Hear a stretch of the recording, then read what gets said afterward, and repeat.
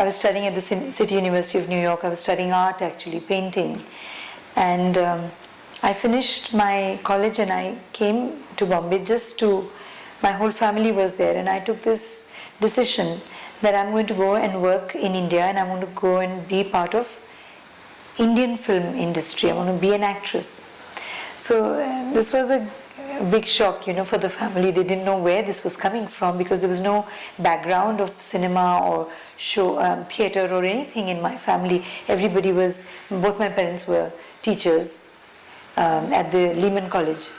So from those days, coming back as a student who's just finished, and for the first time in the industry in Bombay, meeting all film people, all these luminous personalities like Hrishikesh Mukherjee, Bashu Bhattacharya, Sai Paranjpe, it was a very, I remember those days with a lot of warmth, because these people are the ones who encouraged me when I first came in. They kind of they endorsed the cinema that I wanted to belong to. I wanted to do films and roles which would represent my times, and I didn't want to go the Hindi film heroine way, like you keep changing clothes and keep dancing in front of the camera. I didn't want to do that. I wanted to play real women, and I think these were the people who helped me stay with the kind of cinema I wanted to be part of. See, the first film, when I came in with a film like Ek Baar Phir, it was a path-breaking film. Ek Baar Phir, for the first time on the screen, was completely redefining the role of the Hindi film heroine, in the sense that she wasn't the girl on the screen who was catering to the fantasy of the male audience. She was a real woman, and she made those choices which she did in the film. This role of Kalpana was a landmark in terms of as far as the role of women in Hindi cinema goes. There was this film, the one I did, Ek Baar Phir. There was another film done by Mahesh Bhatt called Arth. So these were the movies at that time when everything else happening was very sweet or very innocent and all that. Here came a film like Ek Baar Phir, where the woman was walking out of a marriage, getting into a relationship with another man, and that whole debate which she did with herself. Am I being morally right by staying in this marriage which is not working out for me, or is it morally right for me to go with the man that I'm in love with? So there was this whole debate. Is by remaining married, is it morally correct, or is it morally correct to go away from the man you do not love and find love and stand for that? So from that kind of cinema was my beginning. And people like Hrishikesh Mukherjee, it was amazing working with people like him. They had so much to give. They had so much experience behind them, and they made those movies which were initially did so well. Films like Chashme Badur, Katha, Gulzar Sahab, Angur, Rang Birangi, and I happened to do films like Kamla, done by Jagmohan Mundra, then Main Zinda Hoon, done by Sudhir Mishra, then Ankahi, done by Amol Palekar, and Panchvati, done by Bashu Bhattacharya.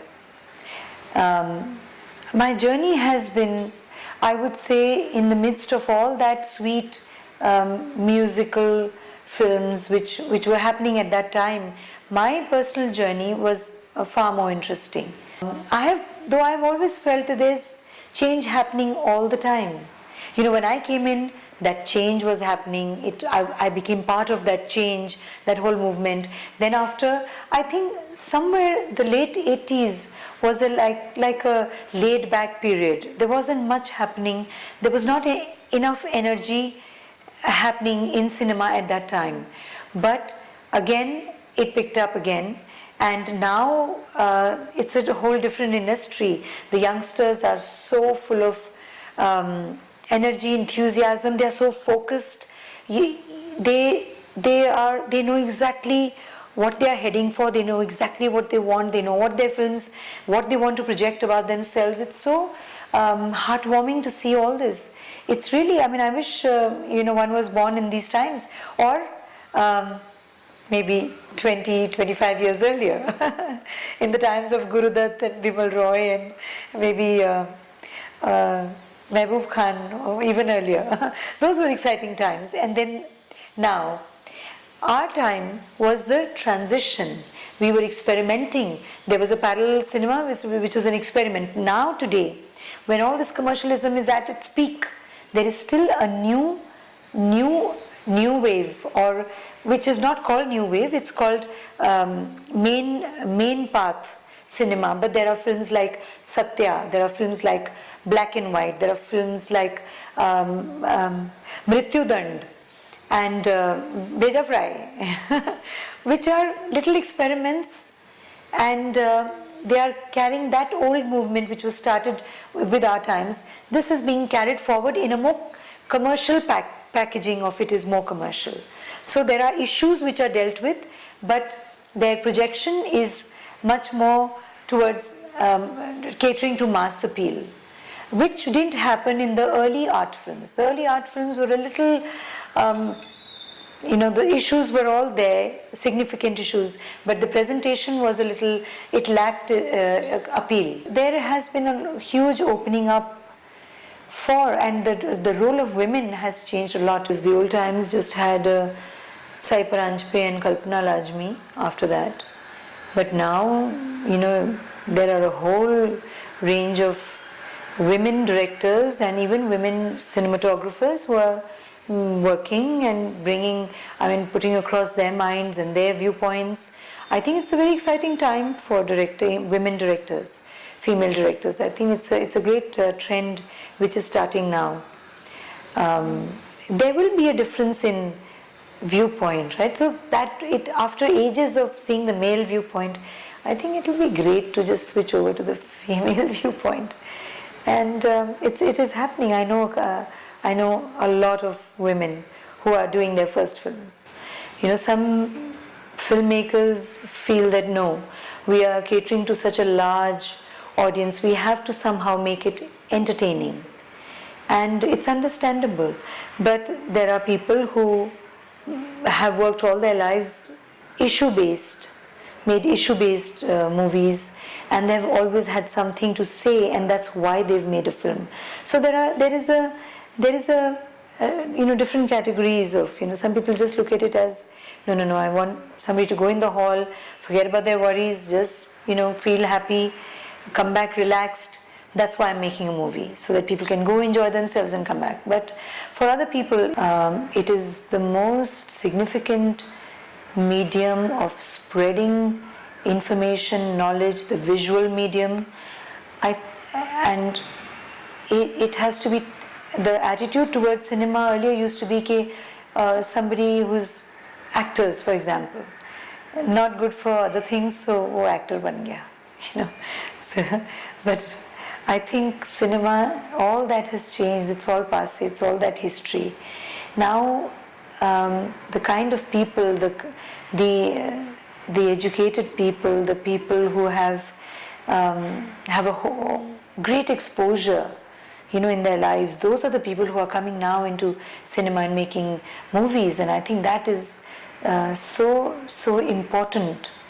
And education, cinema as an education is all the more important. People who are to receive these movies, see them, to educate them about cinema, let them know what is good cinema, what is bad, what is a good film, what is a bad film.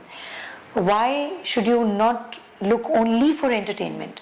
How is it going to enhance your mind to look at something different, a little life out there in an Irani film, and you feel richer, by sitting in front of that screen for 1.5 hours, and you gain so much insight into the situation of the world, and how people are connected through cinema, how they feel connected, how cinema can connect the world with each other, how countries can, relate to each other differently, how boundaries, political scenarios can change through cinema. It's most significant.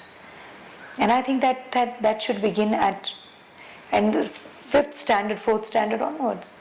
That's a tough one, because I have so many favorite films. From India, let's say from India. My favorite film would be Pyasa. Pyasa by Gurudutt would be my favorite film.